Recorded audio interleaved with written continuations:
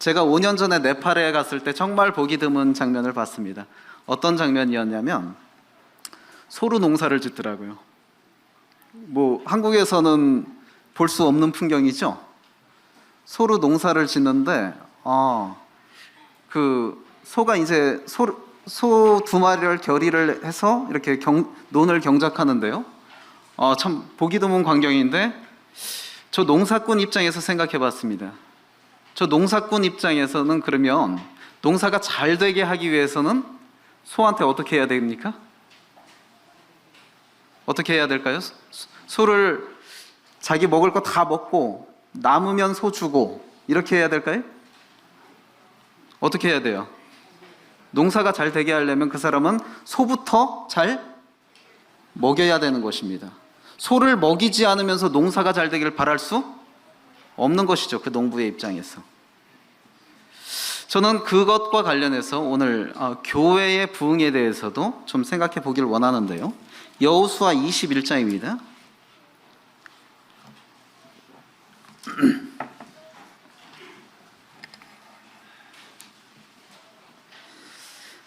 여호수아 21장 1절부터 45절 전장인데요. 다 읽을 수는 없고 우리 21장 1절부터 3절까지만 읽겠습니다. 자, 시작. 그때 레위 사람의 족장들이 제사장 엘르아살과 눈의 아들 여호수아와 이스라엘 자손의 지파 족장들에게 나와 가나안 땅 실로에서 그들에게 말하여 이르되 여호와께서 모세에게 명령하사 우리가 거주할 성읍들과 가축을 위해 그 목초지들을 우리에게 주라 하셨나이다 하매 이스라엘 자손이 여호와의 명령을 따라 자기의 기업에서 이 성읍들과 그 목초지들을 레위 사람에게 주니라. 자, 교회가 부흥되는 것은 모든 신자들의 소망입니다. 이걸 바라지 않는 신자들은 없을 것입니다. 그러면 교회가 부흥되기 위해서는 어떤 하나의 조건을 만족시킨다고 되는 것이 아니라 총체적이고 복합적인 그런 조건이 다 갖추어지게 될 때에 교회가 부흥이 되는 것입니다. 교회가 부흥되려면 좋은 목회자만 있으면 됩니까? 아니면 좋은 예배당만 있으면 됩니까? 아닙니다. 복합적입니다. 교회 부흥의 요소는 이런 것들이 다 어우러져야 하는데, 자, 그럼에도 중요한 것은 리더십입니다. 대부분 교회, 나보고 교회를 고르라고 한다면 어떤 교회를 고르시겠습니까? 지금 내가 소속 교회가 없어요. 그런 나에게 교회를 고르라라고 한다면 어떤 교회를 고르시겠어요? 좀 출중한 일꾼이 있는 그런 교회를 고르시지 않겠습니까? 대부분 그럴 거라고 봅니다. 그래서 건강한 리더십은 교회 부흥 요소 중에 매우 중요한 것입니다. 그런데 그렇다고 한다면 건강한 리더십이 세워지기 위해서는 일꾼 개인의 역량, 개인의 노력, 의지 이것만으로 그것이 가능한가 하는 것이죠. 결코 그렇지 않습니다. 교회 안에서 건강한 리더십, 즉 건강한 일꾼이 세워지기 위해서는 그에 대한 성도들의 돌봄이 절실히 요구되는 것입니다. 지난번에도 제가 말씀을 드렸지만 교회를 보면요, 일꾼은 다 성숙한 사람이 세워질 수밖에 없습니다. 그 소속 성도들 중에 가장 성숙한 사람이 일꾼으로 세워지지 않겠습니까? 어느 교회든지 성숙한 사람이 교회의 일꾼으로 세워집니다. 세워지는데 그러면 어떤 교회는 부흥하고 왜 어떤 교회는 부흥하지 않습니까? 모든 교회가 다 성숙한 일꾼을 세우는데 무슨 차이일까요? 저는 이것이 성도들의 성숙함이 교회의 부흥과 안정을 좌우한다고 생각합니다. 어느 지역 교회든지 성숙한 사람이 일꾼으로 세워지게 돼 있습니다. 그 조건은 다 동일해요. 그러면 차이가 뭐냐? 남은 것은 무엇이냐? 그 일꾼을 조력하는 성도들이 얼마나 성숙한가, 그것에 의해서 대부분 교회의 부흥이 좌우된다 할 수 있습니다. 따라서 일꾼을 성도들이 성숙한 마음으로 돌보지 않으면서 교회가 부흥되길 바라는 것은 무모한 것입니다. 더 강하게 말한다면 일꾼을 제대로 돌보지 않으면서 교회가 부흥되길 바라는 것은 뻔뻔한 일이다 라고 말할 수 있습니다. 제가 여기서 말하는 일꾼은 포괄적인 일꾼의 개념이기보다는 교회를 위해서, 성도를 위해서 따로 구별된 풀타임 워커라든지 목회자라든지 그러한 분에 한정돼서 말을 하는 것입니다. 우리는 여호수아 21장에서 레위 사람들의 그 성읍 분배를 지금 볼 수 있는데요. 이것을 통해서 하나님의 일꾼을 돌보는 교회가 부흥의 조건이라는 것을 생각해 보기를 원합니다. 자, 레위 지파라는 지파는요, 12지파 중에서 제가 보기엔 가장 독특한 지파입니다. 레위 지파의 시조가 누굽니까? 레위 지파의 시조. 레위 지파의 시조가 레위죠. 예? 야곱의 12아들 중에 레위죠. 예. 그런데요, 레위 지파라는 이 지파는 칼과 관련이 있습니다. 칼과 관련이. 어떤 면에서요? 자, 야곱의 딸 디나가 세겜 족속에게 추행을 당했을 때, 자, 그 세겜 족속을 진멸했던 사람 중에 한 명이 누굽니까? 아들 중에? 레위죠. 레위가 통혼을 빌미로 해서 그쪽 세겜 족속들이 할례를 받게 한 다음에 어떻게 됩니까? 남자들이 다 할례 받아서 고통하고 있을 때 가서 칼로 다 진멸했습니다. 야곱은 이 일에 굉장히 분노했어요. 분노하고서 야곱이 이 일을 어느 정도로 분노했는가? 죽기 전에 유언에서 레위를 저주합니다. 자, 아버지가 죽기 직전이면 아들한테 축복을 해도 부족하지 않습니까? 그런데 이 레위가 세겜 족속을 칼로 진멸한 일이 야곱에게 아주 꽂혔던 것 같아요. 그래갖고 죽기 직전임에도 야곱이 레위를 축복하지 않습니다. 저주합니다. 그러면서 너는 흩어짐을 당할 것이다 라고 하면서 레위의 그 칼을 저주합니다. 그래서 칼에 의해서 저주받은 지파입니다. 레위 지파가. 그런데 칼에 의해서 저주받은 지파였던 레위 지파가 또 칼로 인해 인정받은 지파가 됩니다. 어떻게 해요? 아론이 금송아지 만들죠. 거기서 이스라엘 백성들이 금송아지 숭배하죠. 모세가 진노합니다. 모세가 진노하면서 그렇게 말합니다. 여호와의 편에 있는 자는 다 내게로 오라 하니까 제일 먼저 모세에게 왔던 지파가 누굽니까? 레위 지파입니다. 레위 지파가 나와서 칼로 우상 숭배에 앞섰던 그 동족을 3,000명을 진멸합니다. 하나님이 이 일로 인해서 레위 지파를 인정하시고 그들을 성별합니다. 그러니까 칼로 인해 저주받았던 지파가 나중에 칼로 인해서 하나님께 인정받는 이런 아이러니한 일이 일어났고, 그때부터 하나님은 레위 지파를 성별합니다. 성별하는데 또 하나님께서 그들을 칼로 인해 저주받았던 그 지파가 이제 칼로 인해서 하나님께 인정받은 지파가 됐고, 칼로 인해 인정받고 성별된 그 지파에게 하나님께서 주신 축복 중 하나가 칼을 들지 않게 하셨습니다. 자, 유일하게 병역에서 제외된 지파가 면제받은 지파가 누굽니까? 레위 지파입니다. 그러니까 칼로 인해 저주받았던 지파, 그 지파가 칼로 인해 인정받았고 이젠 칼에서 면제받는 그러한 아이러니한 지파거든요. 그러니까 레위 지파 하면 칼이 생각납니다. 칼이. 그런데 이 지파를 하나님께서 가나안 땅에 들어갔을 때 기업을 주셨다 안 주셨다? 기업을 안 주셨습니다. 그런데 이제 레위 지파가 요구하죠. 2절에 가나안 땅 실로에서 그들에게 말하여 이르되 여호와께서 모세에게 명령하사 우리가 거주할 성읍들과 우리 가축을 위해 그 목초지들을 우리에게 주라 하셨나이다 하매 라고 하면서 자신들에게 성읍을 줄 것을 요구합니다. 자, 이 요구에 이스라엘 지파는 수용을 하는데요. 과거가 아니라 여호수아 17장에서는 요셉 지파가 여호수아에게 우리 땅 너무 적습니다. 더 주십시오 라고 요구합니다. 여호수아가 그거 수용합니까? 안 합니까? 수용하지 않습니다. 니들이 개척해라 라고 하면서 그 에브라임 지파와 므낫세 지파의 요구는 거절합니다. 그런데 레위 지파의 요구는 지도자들뿐만 아니라 전 이스라엘이 수용합니다. 왜 그랬을까요? 레위 지파가 지금 자기들의 사사로운 욕심에 의해서 요구한 것입니까? 성읍을? 그것이 아닙니다. 지금 레위 지파는 하나님의 말씀에 기초해서 요구하고 있습니다.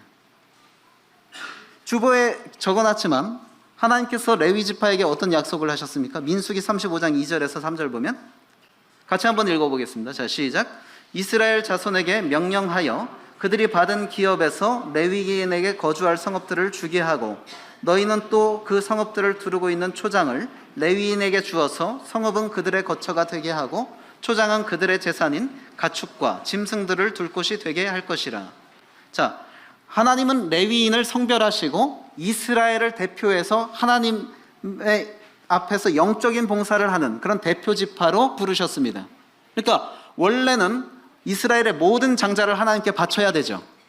모든 장자를 바쳐야 되는데 현실적으로 그럴 수 없어요. 각 가정마다 장자를 다 데리고 와서 하나님 앞에서 봉사하게 한다는 것은 현실적으로 불가능합니다. 그렇기 때문에 하나님께서 어떻게 하셨습니까? 레위 지파를 성별해서 이들이 이스라엘 전 지파의 장자를 대신하도록 하셨죠. 자, 그러니까 하나님의 영적인 위를 위해 따로 부른 일꾼들이 레위 지파였는데 그들에게 성읍을 따로 약속하신 것이 아니라 어떻게 해요? 예. 그 이스라엘 자손들이 받은 기업에서 레위인에게 거주할 성읍들을 떼어주도록 이렇게 하나님께서 명령하셨고 레위 지파는 그 약속의 기초에서 그 요구를 하고 있는 것이죠. 자, 그렇다면 우리 가운데 세워진 일꾼을 돌보는 것은 말씀의 기초에서 해야 되는 일입니까? 아니면 사사로운 긍휼로 해야 되는 것입니까? 말씀의 기초에서 해야 되는 의무입니다. 그걸 알아야 돼요. 우리가 그냥 긍휼로서 인간적인 연민으로서 하는 것이 아닙니다. 하나님께서 레위 지파에게 이스라엘을 통해서 레위 지파에게 성읍을 떼어주도록 하신 것처럼 우리 교회 가운데 세워진 일꾼에게 일꾼을 공개하고 보살피는 것은 하나님의 말씀에 기초한 의무입니다. 하나님은 성도들을 돌보라고 일꾼을 세우셨죠. 근데 또 하나님은 일꾼을 누구를 통해서 돌보십니까? 우리 성도들을 통해서 일꾼을 돌보시는 것입니다. 제가 이런 말을 할 수 있는 게 제가 풀타임 워커가 아니잖아요. 그러니까 부담 없이 하겠습니다. 제가 풀타임 워커라고 한다면 이런 말을 쉽게 할 수가 없을 것입니다. 그러나 풀타임 워커가 아니기 때문에 저는 원론적으로 얘기할 수 있을 것 같습니다. 하나님은 일꾼을 성도를 돌보라고 세우셨지만 결국에 그 일꾼을 돌보는 것은 성도들이다. 하나님은 분깃이 없는 레위인들에게 뭐라고 약속하셨습니까? 거기 기록한 말씀대로 신명기 10장 9절 같이 한번 읽어볼까요? 자, 시작. 그러므로 레위는 그의 형제 중에 분깃이 없으며 기업이 없고 내 하나님 여호와께서 그에게 말씀하심 같이 여호와가 그의 기업이시니라. 레위인들에게는 기업을 약속하지 않으셨습니다. 가나안 땅에서 기업을 준다고 말씀하시지 않았습니다. 그런데 하나님께서 뭐라고 말씀하셨느냐? 내가 친히 너희의 기업이 되겠다 그랬어요. 자, 이것은 굉장히 또 영예로운 약속이긴 한데 그러면 하나님께서 친히 그들의 기업이 되겠다 하신 이 말씀은 구체적으로 현실적으로 어떻게 적용한다는 것입니까? 레위인들은 농사도 짓지 않고 하나님의 앞에서 봉사만 하는데 그럼 하나님께서 그들의 기업이 되게 해주시겠다고 하는 건 하나님께서 초자연적인 방법으로 그들에게 식량을 주시겠다는 소리일까요? 만나를 내려주시는 것처럼 레위 지파에게만큼은 초자연적인 방법으로 그들을 공개하시겠다는 그런 약속일까요? 그런 약속이 아닙니다. 하나님께서 그들의 기업이 되게 되어주시겠다고 하신 말씀은 그런 것이 아니라 이스라엘 전 지파가 하나님 앞에 바치는 11조, 그것은 하나님의 것이죠. 근데 그 11조는 결국에 하나님께서 누구에게 주십니까? 레위 지파에게 주시는 것입니다. 따라서 그들의 공개는 레위 지파에 대한 공궤는 전 이스라엘에게 부여된 의무였던 것이죠. 하나님은 내가 친히 너의 기업이 되겠다 하신 이 약속을 이스라엘 전 지파를 통해 이루기를 원하셨던 것이죠. 하나님께서 직접적으로 초자연적인 방법으로 레위인에게 주시는 것이 아니라 이스라엘을 통해서 주시는 방법으로 말씀하셨던 것입니다. 전에도 했던 예화 또 들고 그러면 또 지겨우실지도 모르겠는데, 제가 학교 가서 가장 흡족했던 장면이 뭐라고 그랬습니까?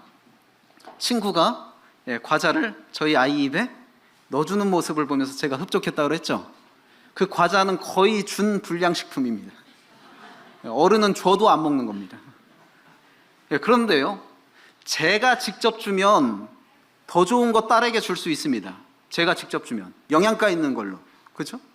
그럼에도 불구하고 그 친구가 자기 거에서 이렇게 먹여주는 것이 그렇게 흡족하더라고요. 그렇게 흡족하고 그 친구가 그렇게 사랑스러워요. 제 딸한테 과자를 넣어주는 그 친구가 그렇게 사랑스러워요. 그리고 용돈이라도 주고 싶더라고요. 하나님도 같은 마음입니다.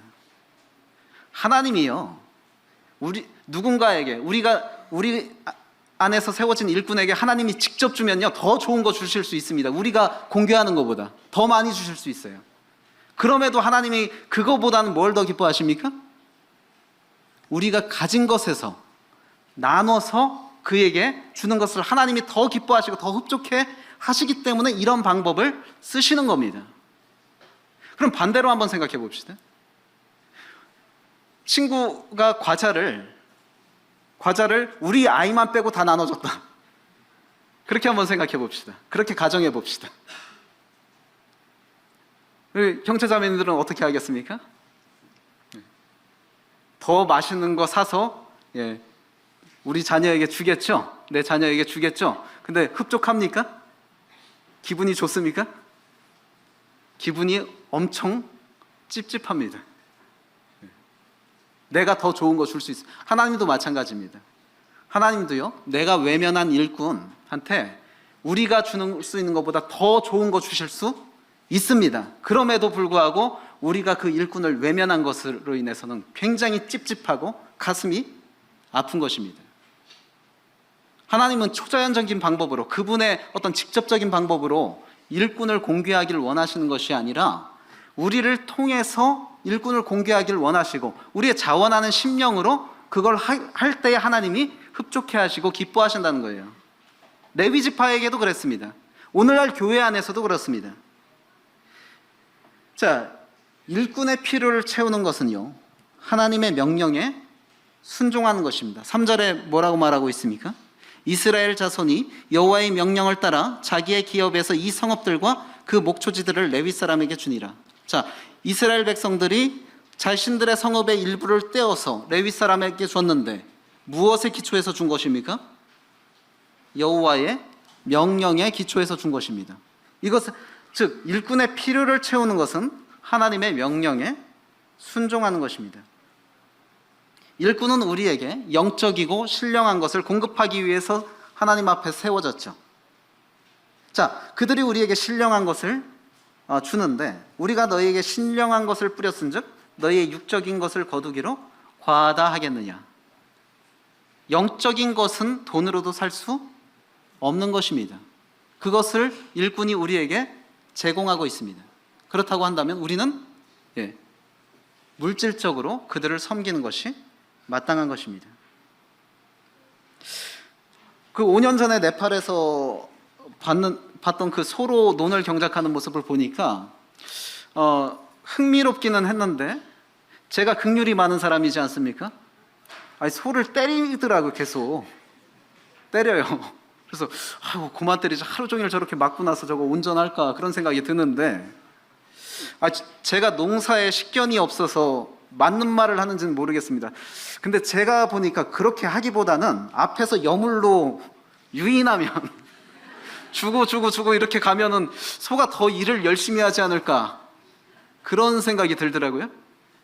제 말이 맞는지는 모르겠습니다. 농사꾼이 아니기 때문에. 그런데 소가 일할수록 먹을 게 나오는데 일 열심히 안 하겠습니까?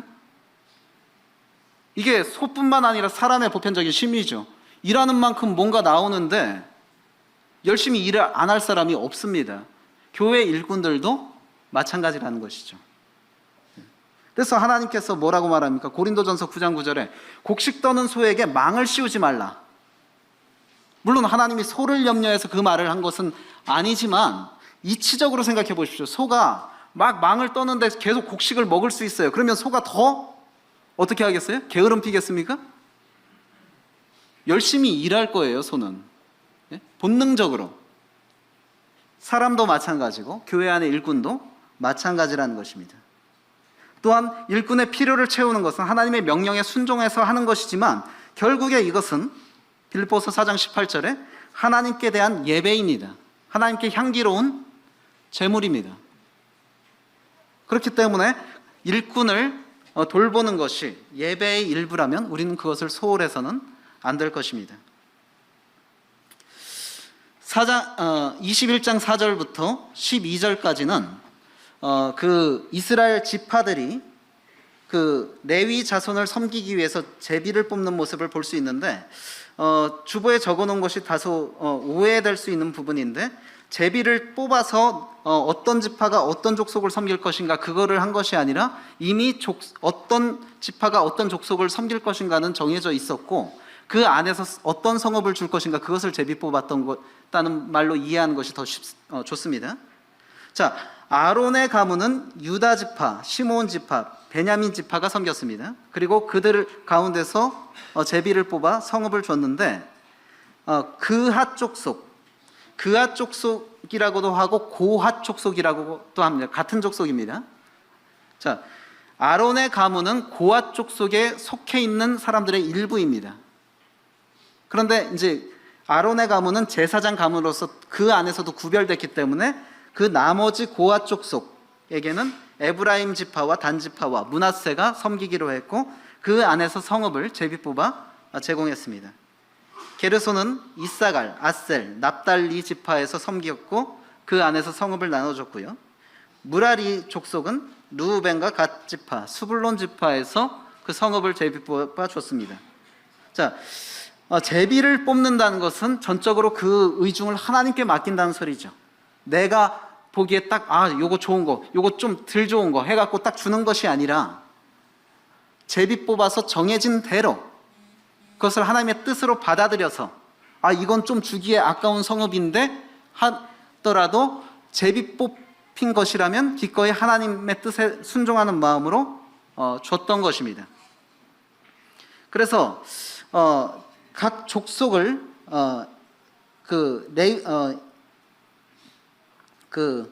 이스라엘 11지파가 나눠서 이렇게 섬겼던 것을 볼 수 있는데 우리가 이것을 통해서 생각해 볼 수 있는 것은요, 일꾼을 돌보는 우선순위가 확실해야 합니다.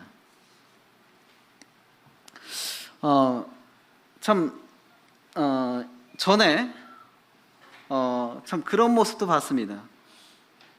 한 교회 일꾼이 세워졌는데 성도들이 공개하기를 소홀히 해요. 그래서 그 사역을 하면서 날이 갈수록 빚이 쌓입니다. 일꾼이. 결국에 나중에 살던 집까지 처분해야 되는 그런 상황이 됐는데, 자, 그런 교회에서 선교 사역을 한다고, 대외적인 선교 사역에 막 투자를 한다고 해보세요. 어떻게 좋아 보이십니까? 좋아 보여요? 그 선교 사역 귀하게 보입니까? 아니, 그건 잘못된 것입니다. 정작 나를 돌보고 있는 소속교회 목회자는 지금 빚이 쌓이고 있고 빚이 쌓여서 집을 처분해야 되는 상황이 되도록 방치했는데 대외적인 사역에 헌신을 한다? 그 헌신을 하나님께서 기뻐하시겠습니까? 아니에요. 일꾼을 돌보는데 우선순위가 있어야 됩니다. 일꾼을 돌보는데 우선순위, 내가 소속되어 있는, 나를 돌보고 있는 일꾼 먼저 우선적으로 돌보고 그 남은 여력으로 대외적인 일에 헌신해야 하는 것이 맞습니다. 내 안에 내가 소속되어 있는 교회에서 세워진 일꾼은 하나님께서 나보고 돌보라고 세우신 사람입니다. 그런데 그 사람의 필요는 전혀 돌아보지 않으면서 외면한 채 다른 사역에 헌신을 한다. 그리고 다른 일꾼을 돕는다.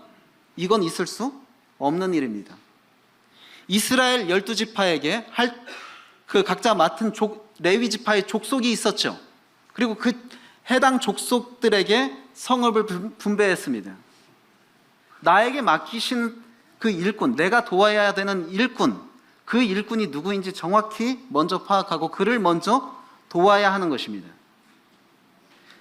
그래서요, 가끔 보면 이제 교회에 불만이 있는 분들이 그 헌금 얘기하기는 참 껄끄럽습니다. 껄끄러운데, 예, 하나님의 말씀이라면 해야 되죠. 가끔 교회에 불만이 있으신 분들이 어떻게 하느냐? 저희 교회 얘기는 아닙니다. 11조는 해야 돼요. 근데 이 교회에 불만이 있으니까 이 교회에 11조를 하는 것이 아니라 대외적으로 하는 거예요. 자기가 좋아하는 일꾼에게 보낸다든지 아니면 어떤 기관 사역에 보낸다든지. 그게 어떻게 합당한 모습입니까? 11조는 어디에 해야 합니까? 내가 소속되어 있는 이 교회에 하는 것이 맞습니다. 그것은 하나님의 것이에요. 내 것이 아니에요. 하나님께서 이 교회에 하라고 명하신 분량입니다. 그리고 그 이상의 여력이 있을 때 그것을 내가 쓰는 것이지, 11조를 하는데 11조는 맞아요. 10분의 1을 하나님께 드렸는데 용도를 내가 정해서 여기 보내고 여기 보내고 여기 보내고, 그것이 맞는 헌금 생활일까요? 아닙니다. 11조는 내가 용도를 정해서도 안 됩니다. 11조의 권한은 누구에게 있습니까? 하나님께 있는 거예요. 그 용도의 권한도 하나님께 있는 것입니다. 나는 드려야 하는 것입니다. 드리고 그 용도는 하나님께 맡기는 것입니다. 그리고 그 이외의 헌신을 할 때에 내가 마음 쓰이는 곳에 할 수 있는 것이죠. 이 헌금에 대해서 참 껄끄러운 얘기일 수 있는데, 우리가 헌금을 무기명으로 하는 이유가 무엇입니까? 우리는 헌금에 이름을 쓰지 않습니다. 누가 냈는지 모릅니다. 자, 왜 우리는 무기명으로 헌금을 하는 것을 고집하는가? 첫 번째로 외인에게 비난의 빌미를 주지 않기 위해서입니다. 그리고 두 번째로는 어떤 한 사람의 재력가에 의해서 교회가 좌지우지 되는 것을 막기 위해서입니다. 헌금을 공개했을 때는요, 누구의 입김이 세집니까? 많이 내는 사람의 입김이 세지게 마련입니다. 그런데 교회가 그런 원리에 의해서 운영이 되면 되겠습니까? 안 되겠습니까? 안 됩니다. 그렇기 때문에 우리는 무기명으로 하는 것이고, 세 번째로 우리가 헌금을 무기명으로 하는 이유는 빈궁한 자들을 부끄럽게 하지 않기 위해서. 과부의 두렙돈, 하나님께서 귀하게 보시죠. 그런데 그런 모든 것이 낱낱이 공개됐다고 해보세요. 나는 두렙돈 낼 수밖에 없는 형편인데, 그리고 하나님은 정작 그것을 귀하게 보시는데 이것이 다 공개가 된다 했을 때에 그 빈궁한 자들이 교회에 나올 수 있겠습니까? 나올 수 없는 거예요. 그렇기 때문에 우리는 무기명으로 헌금을 하고 있는 것입니다. 그럼에도 불구하고 무기명으로 한다고 해서 안 내면 되겠습니까? 안 되겠습니까? 지금까지 안 내시지 않았기 때문에 서청주교회가 이렇게 잘 운영이 되어 왔던 것입니다. 그리고 성도들이 참 훌륭합니다. 제가 보기엔. 일꾼을 돌보는 것은요, 곧 누구를 돌보는 걸까요? 나를 영적으로 돌보는 겁니다. 제가 이제 97년도에 군대를 갔잖아요. 군대를 갔는데 제 고참들이 96년도 강릉 무장공비 대침투 작전에 투입됐던 병사들이더라고요. 그래서 그 군부심이 나름대로 있습니다. 자기는 간첩과고 총격전을 치렀던 사람이다라는. 근데 그 고참들이 경험담을 얘기해 주는데, 그때 당시 자기들이 그 강릉 일대에 잠복하고 있을 때 민가에서 서로 우리 집에서 자라고 그랬다는 거예요. 서로 우리 집에서 자라고 방 줄 테니까 그 군인들한테 왜 그랬을까요? 단지 군인들에 대한 배려 차원에서 그랬을까요? 왜 그랬을까요? 예, 무서우니까. 언제 공비가 자기 집에 나타날지 모르니까 군인들 보고 우리 집에서 자라고 했던 거예요. 그것과 동일합니다. 일꾼을 왜 돌봐야 합니까? 물론 순수한 마음으로 일꾼을 돌봐야 되지만 결국에 일꾼을 돌보는 것이 누구를 영적으로 돌보는 것입니까? 나를 영적으로 돌보는 것입니다. 일꾼이 제대로 건강하지 못하면 나를 돌볼 수 없어요. 각 지파의 헌신은 그들의 이스라엘도 레위 지파에게 헌신했지만 각 지파의 헌신은 그들의 영적인 유익으로 돌아오게 되어 있습니다. 각 지파들이 자신의 기업의 일부를 레위 지파에게 헌신했습니다. 예, 맞습니다. 그것은 헌신입니다. 레위 지파에 대한 배려입니다. 그러나 레위인들은 자신들이 받은 그 성읍의 지파들에게 어떻게 뭘 제공합니까? 영적인 유익을 제공하는 것입니다. 레위인들이요, 광야에 있을 때 그들이 주로 했던 일은 성막을 관리하는 거였죠. 그리고 계속 이동해야 되기 때문에 성막 관리가 매우 중요했습니다. 레위인들에게. 그런데 이제 가나안에 정착했을 때는 레위인들의 그런 임무가 더 이상 필요 있습니까? 없습니까? 성막을 이동할 필요 있어요? 없어요? 없어요. 이제 레위인의 본연이 주안점을 둬야 되는 임무는 백성들에게 율법을 가르치고 여호와 유일신 신앙을 계속해서 그들에게 잘 심어주는 것, 이것이 그들의 임무였습니다. 그렇기 때문에 각 지파에서 자신들의 성읍을 레위인들에게 헌신했지만 결국에 그 자기 지파 영역에서 정착한 레위인들은 영적으로 그 지파를 섬기게 되는 것입니다. 그러니까 레위 지파에 대한 헌신은 결국에 그들의 영적인 유익으로 돌아오게 되는 그런 구조였던 것이죠. 광야에서의 그 신앙생활과 가나안 땅의 신앙생활은 전혀 다릅니다. 이스라엘 백성들이 여호와 하나님과 가장 관계가 좋았던 때는요, 이스라엘이 치를 떨었던 광야 40년입니다. 사실 아이러니하게 그 시기를 하나님은 가장 그리워하셨습니다. 그 시기가 영적으로 이스라엘이 가장 좋은 상태였다. 그런데 가나안 땅에 정착하면 이제 문제가 되는 것이 뭡니까? 그곳에 정착하고 있던 원주민들의 그 신앙, 바알 숭배라든지 이런 것들과 이제 맞서 싸워야 되기 때문에 더 영적으로 경각심을 가져야 되는 것입니다. 14절에 에스드모아는요, 가나안의 신탁 성소였습니다. 그 위치가. 16절에 베세메스는 태양신 숭배의 거점이었습니다. 그리고 17절에 기브온 같은 경우는요, 가나안에 종교 신전이 있었던 곳입니다. 자, 이런 배경이 있었던 곳이었기 때문에 그들이 여호와 신앙에서 이탈하지 않기 위해서는 레위인들이 그들을 더 열심으로 율법을 가르치고 섬겨야 되는 그런 막중한 임무가 있었던 것이죠.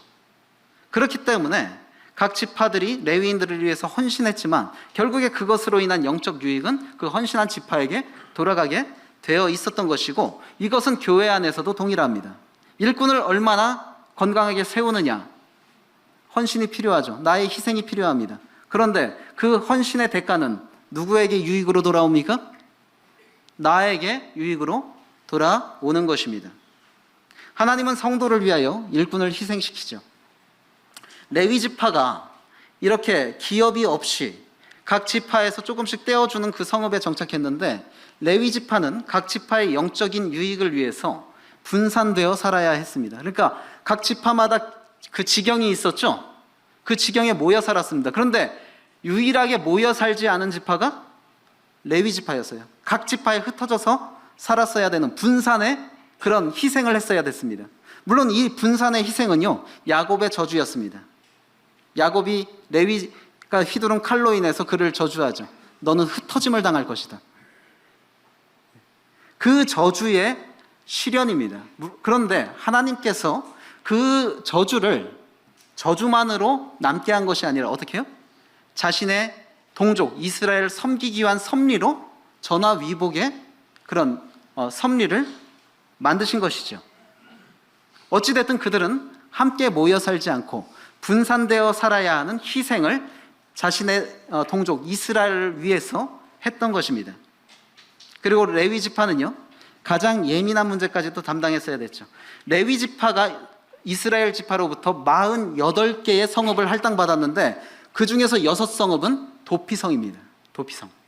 도피성이 어떤 데인지 아시죠?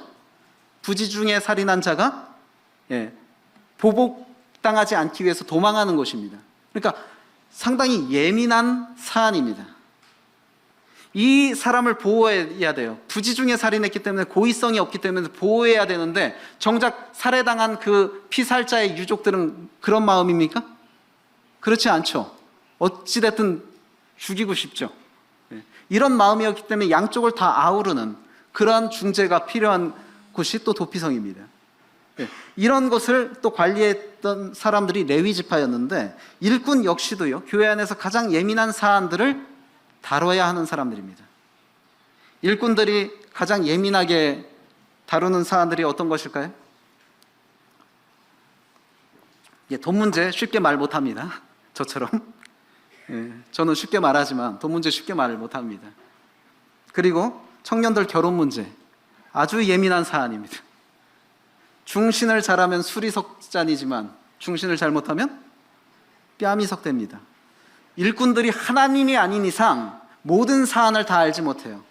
소개시켜줄 때는 몰랐는데 소개시켜주고 보니까 생각지 못한 결함이 발견된다든지 이런 때 일꾼은 상당히 난감합니다. 그런데 그 책임은 원망은 누가 다 들어야 됩니까? 일꾼이 들어야 돼요.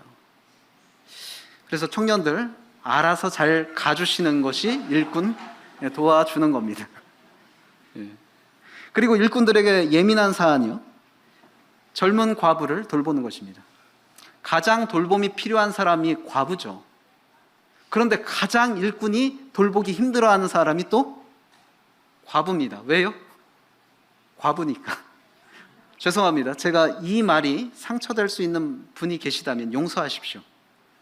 그런데 과부들을 돌보는 일이 일꾼에게 있어서 가장 예민하고 힘든 일일 수 있습니다. 돌봐야 돼요. 정말 돌봐야 되는 걸 아는데 쉽게 돌볼 수가 없는 사안입니다. 그런 부분에 많은 오해가 생길 수 있고 불미스러운 일이 생길 수 있기 때문에. 그리고 남의 비밀 얘기. 성도들이요, 남의 얘기 되게 알고 싶어 하죠. 집요하게 물어봅니다. 일꾼들에게.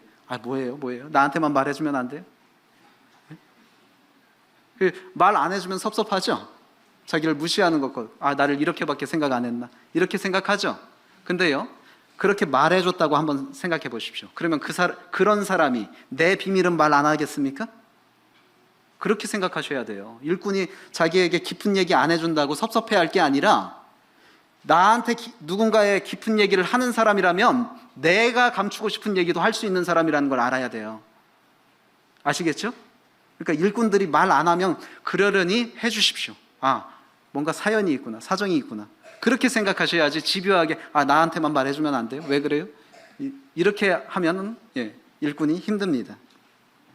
그래서 성도들의 짐을 짊어지는 것만으로도 일꾼을 돌봐야 하는 당위성이 있는 것이죠. 우리 히브리서 13장 17절 말씀 같이 한번 읽어볼까요? 자, 시작. 너희를 인도하는 자들에게 순종하고 복종하라. 그들은 너희 영혼을 위하여 경성하기를 자신들이 청산할 자인 것 같이 하느니라. 그들로 하여금 즐거움으로 이것을 하게 하고 근심으로 하게 하지 말라. 그렇지 않으면 너희에게 유익이 없느니라. 자, 일꾼이 어떤 사람들이라고요? 너희 영혼을 위하여 경성하기를 자기들이 청산할 자인 것 같이 하느니라. 성도들이 잘못되면요, 그 책임 하나님 앞에서 그 개인만 집니까? 누가 같이 책임져야 돼요? 하나님 앞에서? 일꾼이 져야 되는 것입니다. 일꾼도 회개해야 되는 것입니다. 이처럼 어깨가 무거운 사람이 일꾼입니다. 그렇게 우리의 짐을 짊어지는 것만으로도 일꾼을 돌봐야 하는 당위성이 된다는 것이죠. 교훈을 정리하면요, 교회가 부흥되길 원하면 누구를 잘 돌봐야 된다? 일꾼을 잘 돌봐야 된다. 일꾼을 잘 돌보지 않으면서 교회가 부흥되기를 바라는 것은 조금 세게 말해서 뻔뻔한 일이다. 뻔뻔한 일이다. 그러면 어느 선까지 돌봐야 되는가? 뭐 예전에 사실인지는 모르겠습니다. 막 저기 안티기독교들이 막 올려놓은 걸 보니까 뭐 목사가 품위 유지비로 1,000만 원을 한 달에 쓰네 그러는데, 뭐 진짜 그것이 사실이라면 그거는 지탄 받을 일이죠. 예? 품위 유지비가 목사가 1,000만 원이 들어갈 필요가 있습니까, 없습니까? 그건 아니에요. 예. 하나님의 일꾼이라면요, 세상 사람들, 외인들이 보기에도 검소한 모습을 보여야 되는 것입니다. 그러면 어느 선까지 돌봐야 되는가 하는 것은 적어도 생계 때문에 영적인 부분에 시간을 들이지 못하는 그러한 일이 있어서는 된다, 안 된다? 안 된다. 그가 영적으로 올인할 수 있도록, 생계는 걱정하지 않아도 되도록만큼은 교회가, 성도들이 그를 돌보고 챙겨줘야 하는 것입니다. 그것이 결국에 우리의 유익입니다. 사사시대가 왜 영적 암흑시대가 됐습니까? 이렇게 이스라엘 백성들이 각 지파별로 레위집 그 자손들을 돌봤어야 되는데 11조를 냈어요, 안 냈어요? 이 사람들이? 안 냈어요. 사사시대에 이르러서 11조를 안 내니까 레위지파 사람들이 먹을 게 있어요, 없어요? 먹을 게 없으니까 먹을 걸 찾아 유랑했던 거예요, 사사시대에. 그러면 결국에 그로 인해서 오게 된 게 영적인 암흑시대죠. 이런 원리가 교회 안에서도 동일합니다. 그리고 나를 돌보게 하기 위해서 하나님께서 일꾼을 세우셨습니다. 그런데 또 반대로 그 일꾼을 돌보시기 위해서 하나님은 누구를 부르고 계십니까? 나를 부르고 계신 거예요. 상호간입니다. 나는 일꾼을 돌보시는 하나님의 도구임을 해야 합니다. 나를 돌보게 하기 위해서 하나님은 일꾼을 세우셨고, 동시에 일꾼을 돌보게 하기 위해서 나를 부르셨다는 것을 잊지 말아야 할 것입니다. 일꾼을 돌보는 것이 결국에 누구를 돌보는 것이다? 나를 영적으로 돌보는 것이다. 그 사실을 기억하고 레위 지파에게 자신들의 성읍을 할당해 주었던 이스라엘 백성들처럼 우리도 우리 가운데 세워진 일꾼을 위해서 더 헌신하고 더 잘 돌보는 그런 서청주 교회가 되었으면 좋겠습니다. 기도하시겠습니다. 아버지 하나님, 감사합니다. 저희 가운데 또 하나님의 일꾼을 세우시고 저희를 돌보게 하심을 감사를 드립니다. 그러나 참 그 일꾼을 돌보는데 또 저희를 부르신 것을 생각해 보게 됩니다. 참 저희 가운데 세워진 일꾼이 또 핍절하지 않게 하시고 그들의 필요를 또 저희 성도들을 위해서 채워가 주시고, 그로 인해서 건강한 교회로서 저희 성도들에게 계속해서 영적인 유익을 끼치게 하실 뿐만 아니라 서청주 교회가 계속해서 부흥할 수 있도록 좀 인도해 주시길 원합니다. 감사드리며 예수님 이름으로 기도했습니다. 아멘. 감사합니다.